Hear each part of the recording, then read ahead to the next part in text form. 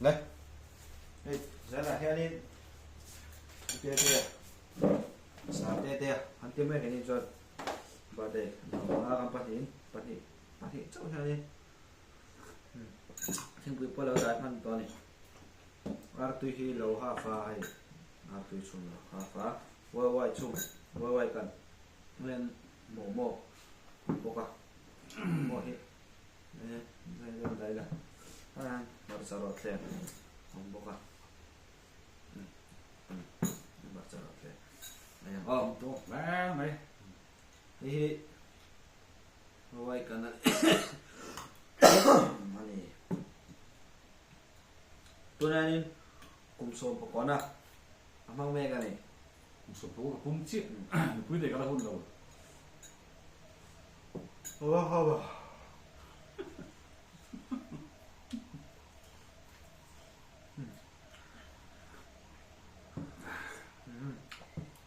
kan artu hi lo ha fa artu pa ngon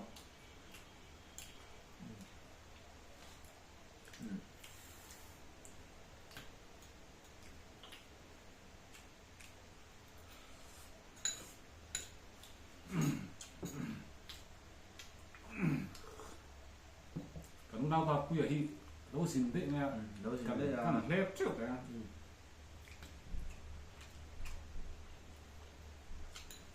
วันนั้นเลยปวดเล็บจ้องมาหรอปวดเล็บจ้อง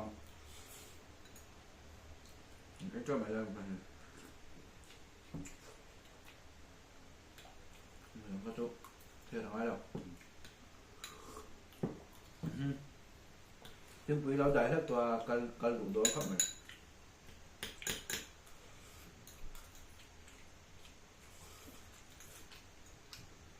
rồi cái này sẽ làm bật khá lâu hay không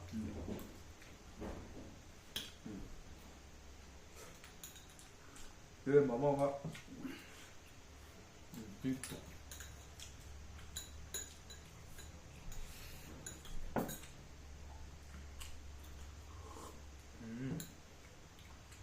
tấm xì ạ em móc sẽ có thành phải thế vâng ấy đâu à tiền thì ý để cho đâu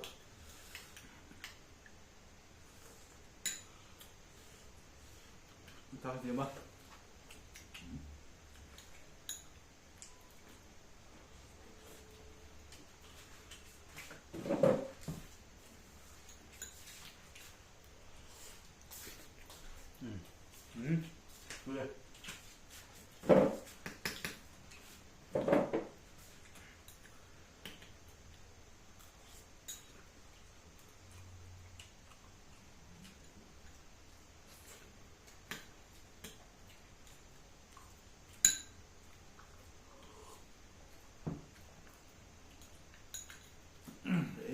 cái bọn thế xuyên đặt cho nên là thế các bạn thấy ạ lòng khúc này nói là gì đó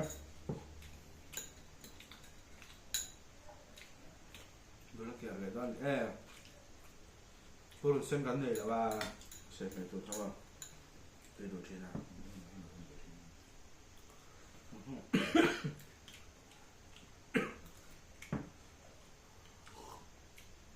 hay ít cái gì mà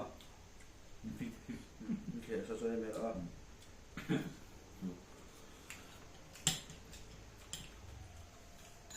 liền viết vô về vẫn còn u nào bụng bằng chân là tiếp bản địa cái cần viết chả xỉm xỉm vậy nó cũng không ổn số trong tiền đâu phải về bên nào lên để được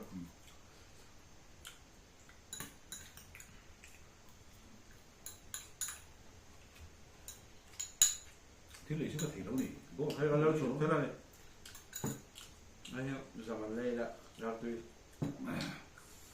tôi sống ở còn ra nhỉ nhưng mà cái thủ sư phủ rộng đây là đồ đi còn kia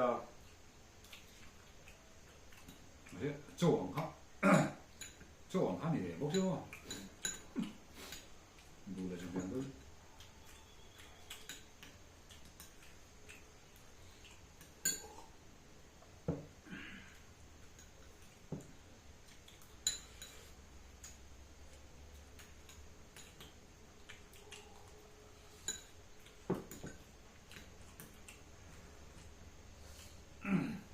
phai ông mẹ cần nó ba muốn nó mà khai rồi em thế thì chân cần nói thì không này chứ nó có phát thằng chứ nó vô về nghề này tụi đây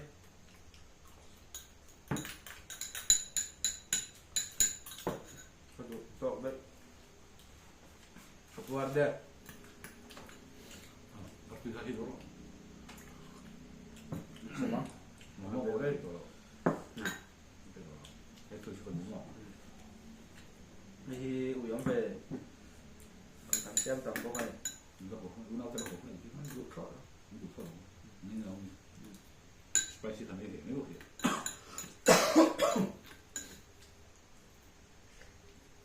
Cái nên đang chơi trong cái trong cái chụp sạch ra đây nhỉ giờ đâu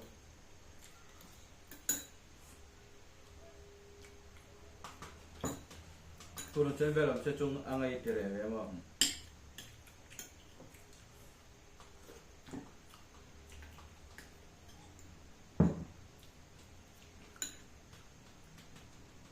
cần là por sẽ cần ấy thể đâu nhỉ Kan chuyện nó thấy hiểu lúc đó thì đúng không? Quay khổng mày mình thấy xem về nghềตัวnày bây giờ rồi đây thật Này thầm thì năm thế là có làm sai nhỉ?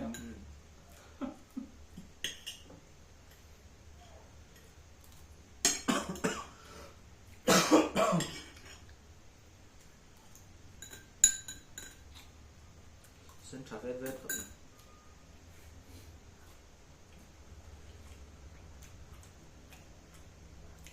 rất 8 triệu ra đây là của đây không của. có dừng cái nào mày ra mày không có gì Còn là anh đi luôn đi tổ. Sẽ hình lộ nó tôi đi tổ. stick đây là về tóm nó xem vậy rồi đây là mình phải quật đi mày tóm nó xem vậy thế nào chúng ta cộng mình ra Còn lại. Rồi ta chôn cả ba đây thì cô là một bằng khẩn này chú khát xong khẩn này sẽ khi đã trở lại đầu tiên tôi không ai mình nó subscribe mình nó share saka mình nó like saka mình nó comment